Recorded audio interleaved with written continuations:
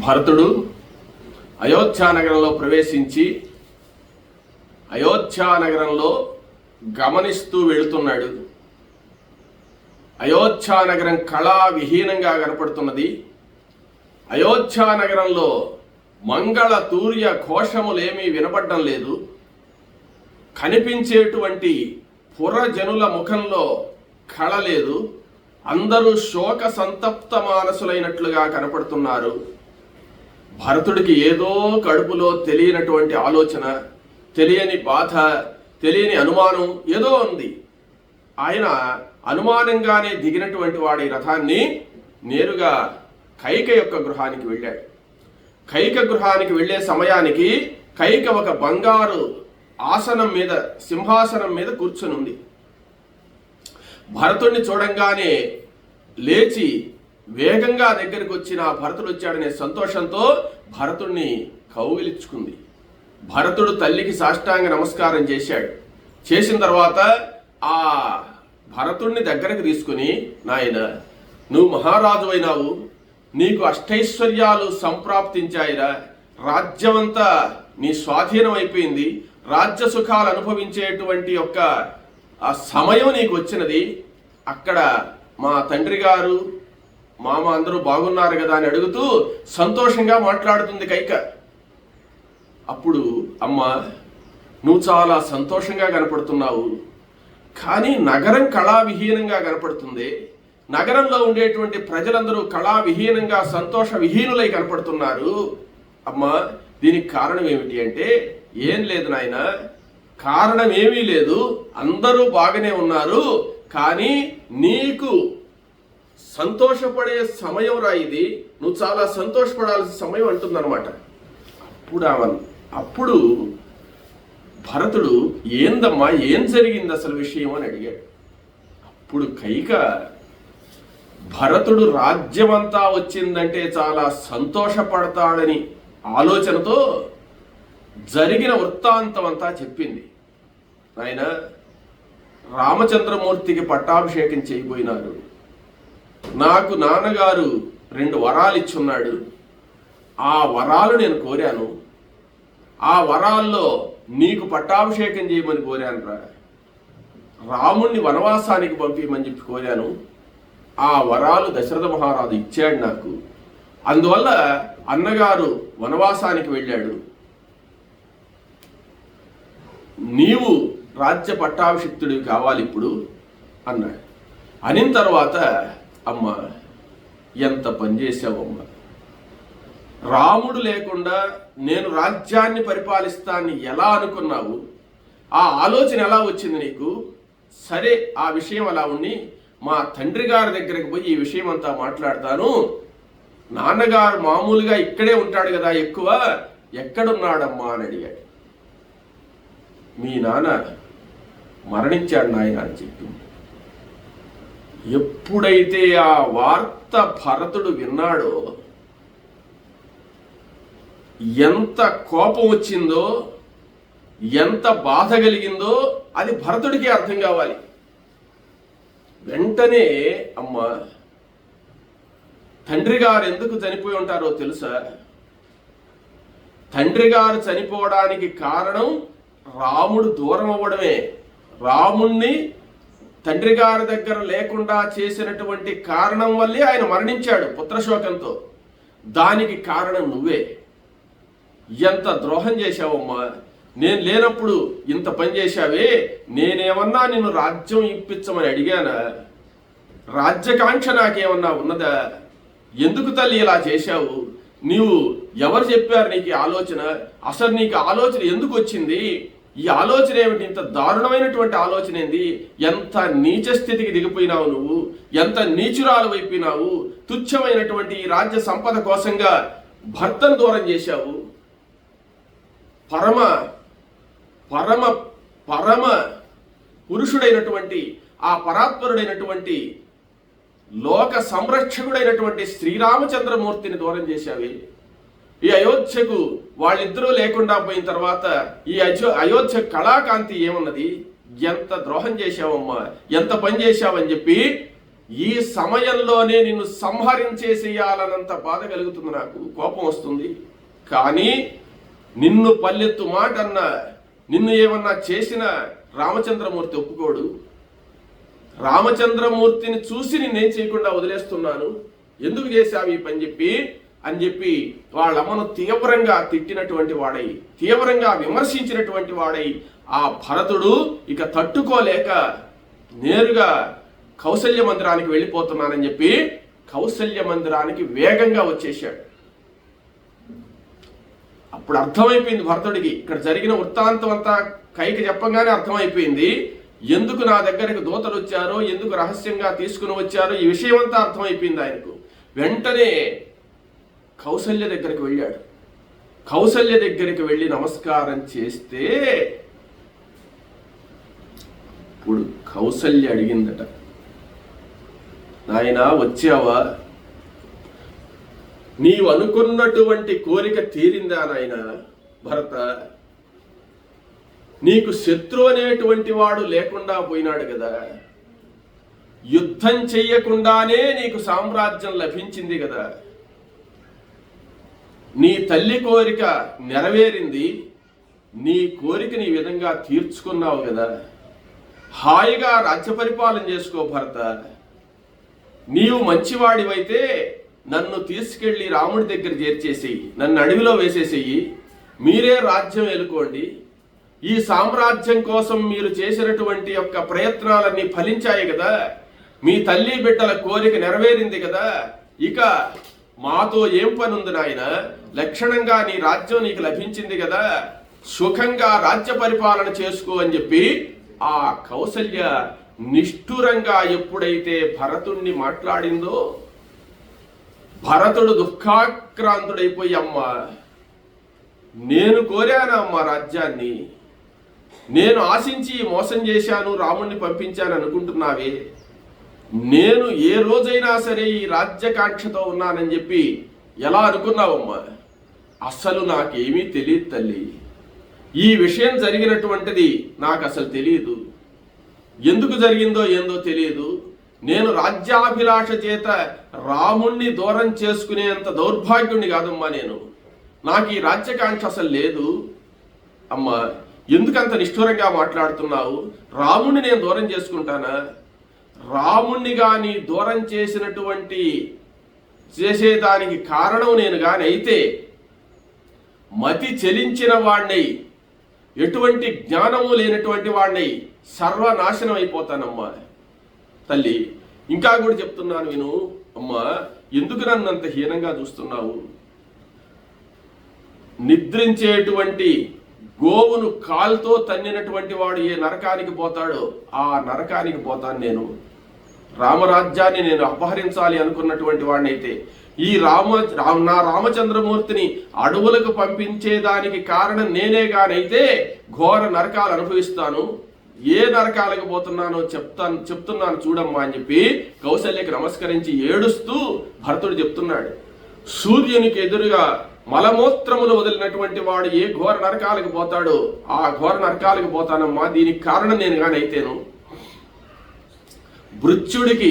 భృత్యుణ్ణి పని చేయించుకొని జీతం ఇవ్వకుండా ఎవడైతే హింసిస్తాడో అటువంటి వాడు ఏ నరకానికి పోతాడో అటువంటి నరకానికి వెళతాను. రాజద్రోహం చేసిన వాడు ఏ నరకానికి వెళతాడో ఆ నరకానికి వెళతాను. యజ్ఞ దక్షిణ ఇవ్వకుండా, యజ్ఞం చేయించుకుని దక్షిణ ఇవ్వకుండా ఏ రాజు అయితే బ్రాహ్మణులను ఇబ్బంది పెడతాడో అటువంటి రాజు ఏ ఘోర నరకాలకు పోతాడో అటువంటి పాపాన్ని నేను అనుభవిస్తూ ఆ నరకానికి పోతాను. రాముణ్ణి అడవికి పంపించేదానికి నేను గాని కారకుణ్ణి గాని అయితే ఇక 6వ వంతు పన్ను వసూలు చేసినటువంటి రాజులు పన్ను తీసుకుని కూడా వాళ్ళని రక్షించకుండా, ఎవరైతే వాళ్ళని కాపాడకుండా ఏ రాజు అయితే హింసిస్తాడో అటువంటి ఆ రాజు ఏ లోకాలకు పోతాడో ఆ నరకాన్ని నేను అనుభవిస్తానమ్మా. యుద్ధంలో వెన్నిచ్చి పరిగెత్తినటువంటి వాడు ఏ నరకానికి వెళతాడో అటువంటి నరకాన్ని నేను అనుభవిస్తాను. అకారణంగా, కారణమే లేకుండా ఇంటిలో పాయసం గాని పులగం గాని మేక మాంసం గాని తినినటువంటి వాడు ఏ నరకానికి వెళతాడో ఆ నరకానికి వెళతాను. అంటే మామూలుగా అసందర్భంగా ఏ సందర్భం కారణం లేకుండా ఇంట్లో పాయసం చేయకూడదు. ఇంట్లో మేక మాంసాన్ని అనవసరంగా ఎప్పుడంటే అప్పుడు తినకూడదు. పులగం కానీ, తర్వాత నువ్వులు కలిపినటువంటి బెల్లాన్ని కానీ, వడలు కానీ ఎప్పుడంటే అప్పుడు, ఏదైనా శ్రాద్ధ కర్మలప్పుడు కానీ, ఏదైనా వివాహాది పుణ్యకార్యాలప్పుడు కానీ, సందర్భం ఉండేటప్పుడు చేయాల్సిందే కానీ మామూలుగా జిహ్వాచాపల్యంతో చేసుకొని తినకూడదు వాటిని. అట్లా ఎవరైతే చేసుకుంటారో వాళ్ళు నరకానికి పోతారు. అటువంటి నరకాన్ని నేను అనుభవిస్తానమ్మా. తర్వాత మిత్రద్రోహం చేసిన వాడు ఏ నరకానికి వెళ్తాడో ఆ నరకానికి నేను వెళ్తాను. గురుద్రోహం చేసిన వాడు, గోవును చంపినటువంటి వాడు, రహస్య విషయాలు బయట పెట్టినటువంటి వాడు, ఇక భరతుడు వరుసగా చెప్పేస్తున్నాడు నరకాలన్నీ. ఇటువంటి నరకాలన్నీ నేను అనుభవిస్తాను. భార్యాపుత్రులకు పెట్టకుండా ఎవరైతే తింటాడో, భార్యాపుత్రులను పోషించకుండా ఎవడైతే అశనఘాతకుడై తింటాడో అటువంటి నరకానికి నేను పోతానమ్మా. స్త్రీలను, రాజులను, బాలులను, వృద్ధులను సంహరించినటువంటి వాడు ఏ నరకానికి వెళ్తాడో ఆ నరకానికి నేను పోతాను తల్లి. తర్వాత లక్క అమ్మేటువంటి వాడు, మధు అమ్మేటువంటి వాడు, మాంసం అమ్మేటువంటి వాడు, లోహాలు అమ్మేటువంటి వాడు ఏ నరకాలకు వెళ్తారో ఆ నరకానికి నేను పోతాను.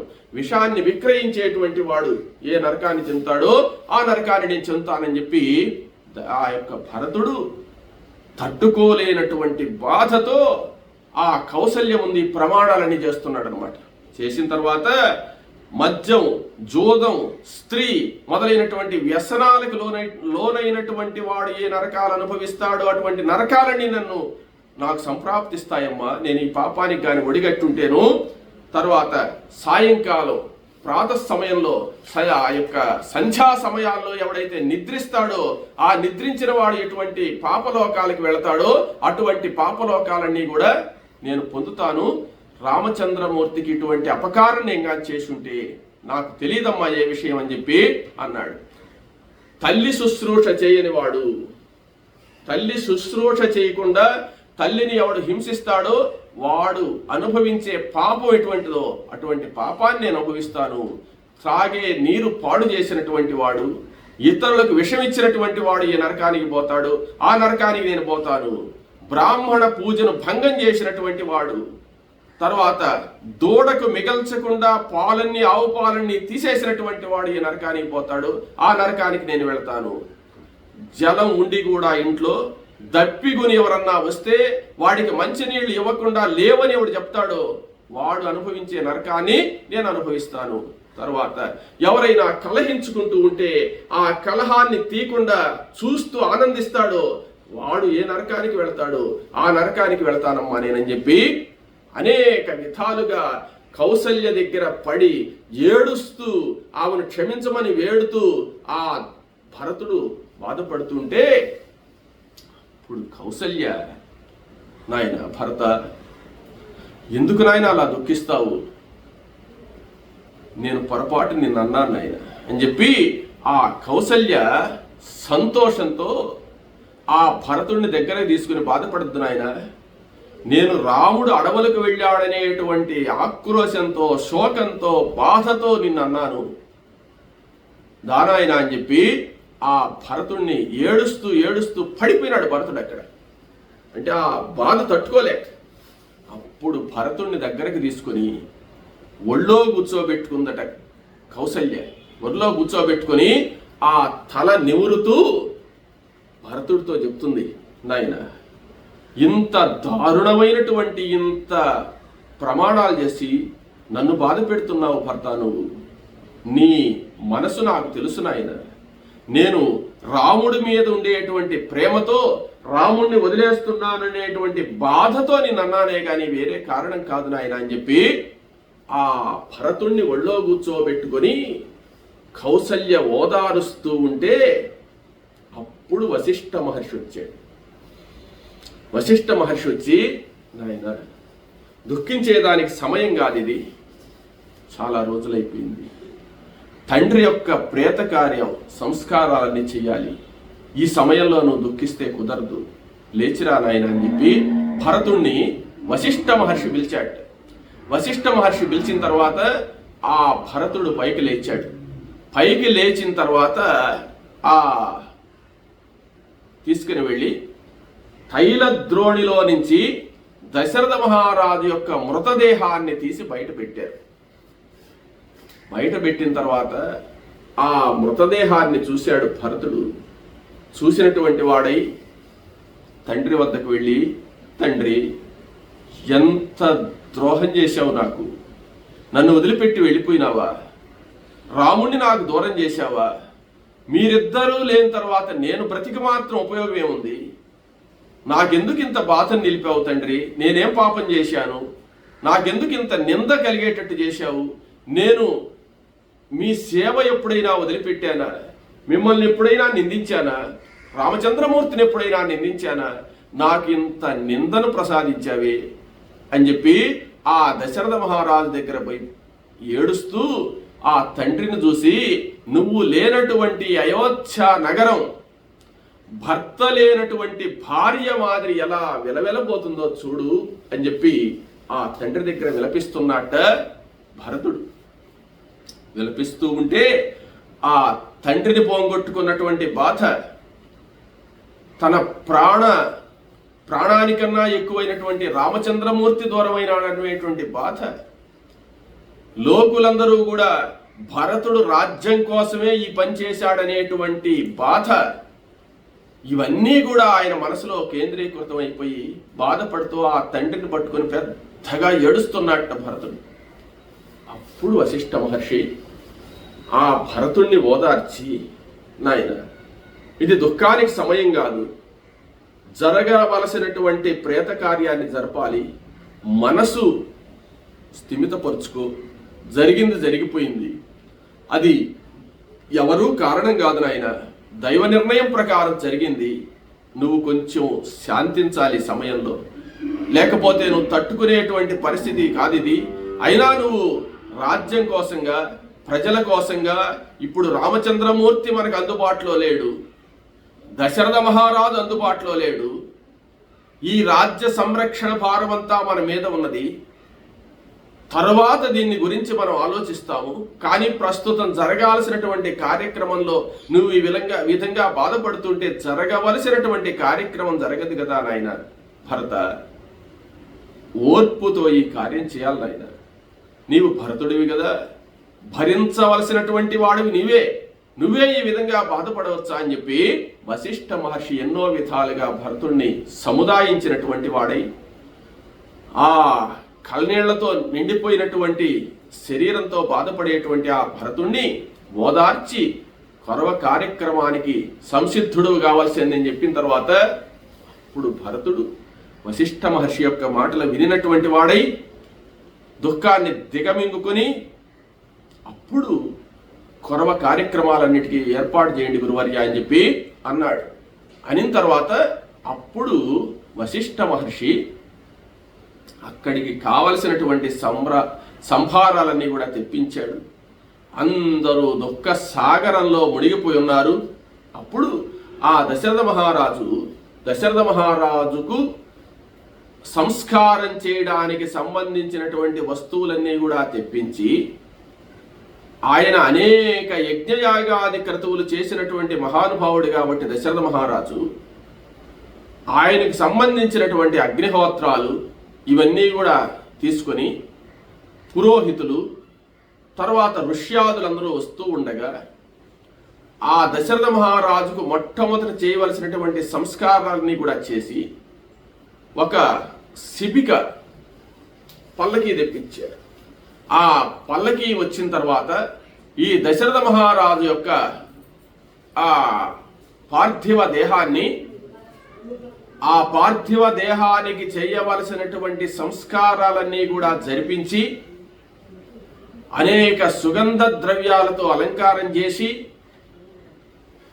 భరతుడు దగ్గర ఉండి జరిపిస్తూ ఉండగా ఈ కార్యక్రమాన్ని వశిష్ఠ వామదేవాదులందరూ కూడా దగ్గర ఉండి జరిపిస్తూ భరతుని చేత ఆయనకు జరగాల్సినటువంటి ప్రక్రియలన్నీ కూడా చేసిన తర్వాత ఆ పార్థివ దేహాన్ని పల్లకీలో శిబికలో పెట్టారు. శిబికలో పెట్టిన తర్వాత ఆ పార్థివ దేహాన్ని తీసుకుని బయలుదేరినప్పుడు నగరవాసులు అందరూ కూడా చూస్తూ ఉండగా ఆ దశరథ మహారాజు యొక్క అంతిమ యాత్ర ప్రారంభమైంది. వెళ్ళేటప్పుడు ఆ దశరథ మహారాజు యొక్క పార్థివ శరీరం మీద బంగారు, వెండి, వస్త్రాలు ఇవన్నీ కూడా చల్లుతున్నారట. పుష్పాలు ఇవన్నీ కూడా చల్లుతూ ఆ దారిలో అంతా కూడా అనేక బంగారు వస్తువులు, అనేక వెండి వస్తువులు, అనేక వస్త్రాలు పడిపోతున్నాయి. ఆ పార్థివ దేహం మీద అలా చల్లుతూ ఆయన్ను ఈ అంతిమయాత్రకు ప్రారంభం చేశారు. భరతుడు వెళ్తున్నాడు, శత్రుఘ్నుడు వెళ్తున్నాడు, కూడా ఋష్యాదులందరూ కూడా మంత్రులు అందరూ కూడా ఆ దశరథ మహారాజుకు సంబంధించినటువంటి అగ్నిహోత్రాలు ఇవన్నీ కూడా తీసుకుని బయలుదేరారు. కొంతమంది చందన వృక్షం యొక్క కట్టెలు, గుగ్గులము, దానికి సంబంధించినటువంటి సాంబ్రాణి, గుగ్గులము, తర్వాత ఏమంటే దేవదారు చెక్కలు, అనేక సుగంధ ద్రవ్యాలు ఇవన్నీ కూడా తీసుకెళ్తున్నారు. అక్కడికి కావలసిన విశేష వస్తువులన్నీ కూడా అందరూ పరివారం తీసుకోపోతుండగా బయలుదేరారు. ఆయన కూడా పల్లకీలలో ఈ కొంతమంది రాణివాసపు స్త్రీలు, కౌసల్య, సుమిత్రాదులందరూ కూడా బయలుదేరారు. ఆయన రాణులందరూ కూడా బయలుదేరిన తర్వాత ఆయన రాణులు అంటే కైక వచ్చిందా రాదా అనే సందేహం ఏం లేదు. కైక కూడా బయలుదేరింది అనమాట. అందరూ వెళ్ళారు. వెళ్ళిన తర్వాత అక్కడ సరయూ నదీ తీర ప్రాంతాల దగ్గర ఈ దహన సంస్కారాలు జరిగే దగ్గర పెట్టినటువంటి వాళ్ళ ఆ పార్థివ దేహాన్ని ఆ శిబికలో నుంచి దించి పక్కన పెట్టి ఆ చితి మీద పెట్టారనమాట. చితి మీద పెట్టి అనేక సంస్కారాలు చేసినటువంటి వాళ్ళై అక్కడ జరగాల్సినటువంటి హోమాలు కొన్ని ఉన్నాయి. ఆ హోమాలన్నీ కూడా చేసిన తర్వాత ఆ భరతుని చేత ఈ సంస్కారం చేయించారు. ఆ భరతుడి చేత అగ్ని సంస్కారం జరిగింది. అక్కడ జరిగిన తర్వాత కౌసల్య, సుమిత్ర, కైకేయాది అంతఃపుర కాంతలందరూ కూడా అక్కడికి వచ్చారు. వచ్చి ఆ దశరథ మహారాజు యొక్క పార్థివ శరీరానికి ప్రదక్షిణం చేశారనమాట. ఆ ప్రదక్షిణం ఎలా చేశారయ్యా అంటే అప్రదక్షిణంగా చేశారు. అంటే దేవుళ్లకు ప్రదక్షిణం చేసినట్టు కాకుండా అప్రదక్షిణంగా తిరిగారు. అప్రదక్షిణంగా తిరిగి నమస్కరించుకుని మరలా వాళ్ళ వాహనాల్లో వాళ్ళు ఎక్కారు. ఇక్కడ దహన సంస్కారాలని కూడా ఆ దేవదారు కొయ్యలు, ఆ గంధపు చెక్కలు, అగరు, ఈ యొక్క గుగ్గిలము మొదలైన సుగంధ ద్రవ్యాలతో ఈ యొక్క దశరథ మహారాజు యొక్క దహన సంస్కారాలని కూడా చేశారు. చేసిన తర్వాత సరయూ నది వద్దకు వచ్చి సరయూ నది వద్ద జలతర్పణాలు చేశారు. ఆ జలతర్పణము భరతునితో పాటు వశిష్ఠాది మంత్రులు కూడా అందరూ చేశారు. చేసిన తర్వాత అందరూ బయలుదేరి ఆ దశరథ మహారాజు యొక్క దహన సంస్కారాలు పూర్తయిన తర్వాత అందరూ మరలా నగరానికి వచ్చారు. నగరానికి వచ్చి 10 రోజులు ఎట్లో గడిపారు. చాలా కష్టంగా 10 రోజులు పూర్తయింది. 10 రోజులు పూర్తయిన తర్వాత 10వ రోజు నుంచి కార్యక్రమాలు మొదలుపెట్టి 10వ రోజు జరగాల్సినటువంటి కార్యక్రమాన్ని చేశారు. 11వ రోజు జరగవలసినటువంటి కార్యక్రమాన్ని చేశారు. 12వ రోజు మాత్రం ఈ సపిండీకరణాది కార్యక్రమాలు జరిగేటప్పుడు ఆ దశరథ మహారాజుకు సంబంధించి ఆ పరలోక క్రియలు ఆచరించేటప్పుడు భరతుడు అనేకమైనటువంటి దాన ధర్మాలు, అనేక మంది బ్రాహ్మణులకు అనేక దాన ధర్మాలు, గ్రామ ప్రజలందరికీ కూడా ఎన్నెన్నో రకాలైనటువంటి వస్తువులు, అనేక గోదానాలు, భూదానాలు, వస్త్రదానాలు, అనేకమైనటువంటి ఆ మేకలు, గొర్రెలు అవి కూడా దానం చేసేట. వాటిని కూడా అనేక మందికి, అంటే ఈ యజ్ఞయాగాది క్రతువులు చేసినటువంటి వాళ్లకు ఇటువంటి దానాలు చేయాలని ఉందన్నమాట. అందువల్ల దశరథ మహారాజు అనేక యజ్ఞాలు చేశాడు కాబట్టి ఆ యజ్ఞాలకు సంబంధించిన యజ్ఞ పశువులు వాటిని కూడా దానం చేశాడు. దానం చేసి అనేక మంది బ్రాహ్మణులను, వేదాంగ పారంగతులందరి మధ్య దశరథ మహారాజుకు పరలోకంలో అనేక సుఖాలు కలిగే విధంగా పుత్రుడిగా భరతుడు సంస్కారం చేశాడు. ఆయనకు చేసి ఆ 12వ రోజు పూర్తయిపోయింది. 12వ రోజు పూర్తయిపోయిన తర్వాత కార్యక్రమాలన్నీ కూడా అయిపోయినాయి. 13వ రోజు వచ్చింది. 13వ రోజు మరలా చితి దగ్గరకు వెళ్ళారు. చితి దగ్గరకు వెళ్ళి అప్పుడు ఈ అస్థి సంచయనం, అస్థులనేటువంటివి నదిలో కలిపేటువంటి కార్యక్రమం అక్కడ అన్నమాట. 13వ రోజు చేస్తారు వాళ్ళు. ఆ 13వ రోజు మరలా అక్కడికి పోయిన తర్వాత శ్మశాన వాటికు అక్కడ దశరథ మహారాజు యొక్క దహనం జరిగిన చోటుకు వెళ్ళారు. వెళ్ళి ఆ అస్థులను గ్రహించే సమయంలో భరతుడు తట్టుకోలేకపోయినాడు. భరతుడు పెద్దగా ఏడుస్తూ పడిపోయినట్టు అక్కడే. అంటే ఆయనకు దుఃఖం ఆగలే. ఇంకా ఇప్పుడు దాకా ఎట్టో ఒకట దాన్ని ఆపుకుంటూ వచ్చాడు, కానీ అక్కడ అస్థి సంచయనం జరిపేటప్పుడు మాత్రం ఇంకా ఆయన వల్ల కాలేదు. పడిపోయి అంటే ఆయనకు మనసులో ఎంత బాధో అది చెప్తే అనుభవిస్తే తెలుస్తుంది, కానీ చెప్తే అర్థం కాదు. అంత బాధతో ఉన్నాడు భరతుడు. స్పృహ తప్పి పడిపోయినాడు అక్కడ. అప్పుడు ఆ భరతుడిని ఓదార్చి వశిష్ఠ మహర్షి, నాయన అందరూ నువ్వు ఈ రాజ్యం కోసం చేశావని అనుకుంటారు, కానీ నువ్వు ఎంత మంచివాడివి అనేటువంటి విషయం రామచంద్రమూర్తికి తెలుసు. కానీ నీకు ఇటువంటి అపనింద రావడం అనేటువంటిది దైవ సంకల్పం నాయన. నీదేమీ తప్పు లేదు. నువ్వు ఇంత మంచివాడివై ఉండి ఇంత బాధపడుతున్నావు కదా. భరతుడు రాజ్యం కోసంగా ఈ పని చేశాడనేటువంటి ఒక మాట ఒకటి ప్రజల్లో వచ్చిందంటే అది వాళ్ళ పాపమే కానీ ఇంకేం కాదు. ఇది ఎవ్వరి తప్పు కాదు, దైవ నిర్ణయం. రామచంద్రమూర్తి అరణ్యవాసం చేయాల్సినట్టు దైవ నిర్ణయం ఉంది నాయన. నువ్వేం బాధపడద్దు. దశరథ మహారాజు ఈ విధంగా మరణించాలని చెప్పి దైవ నిర్ణయం అది. నువ్వు బాధపడకు భరత అని చెప్పి ఎట్లెట్లో ఓదార్చాడు. ఎట్లా ఓదార్చిన భరతుడు ఇంకా అழிవి కాలేదు, దుఃఖిస్తూనే ఉన్నాడు. ఇప్పుడు ఆ వశిష్ఠ మహర్షి భరతుడిని దగ్గరికి తీసుకొని కౌగిలించుకొని తన తండ్రి గారైనటువంటి దశరథ మహారాజు ఎలాగైతే ఓదారుస్తాడో అలా భరతుడిని ఓదార్చాడు. ఓదార్చి ఎలాగో ఆయన్ను శాంతపరిచి ఆ అస్తులు తీసుకుని ఆ సరయూ నదిలో కలిపినటువంటి వాళ్ళే ఆ కార్యక్రమాన్ని కూడా అస్తులకు సంబంధించినటువంటి ఆ మంత్రాలు చెప్పేదానికి కూడా వశిష్ఠుడి వల్ల కాలేదు. అంటే భరతుడు ఆ విధంగా దుఃఖిస్తున్నాడు.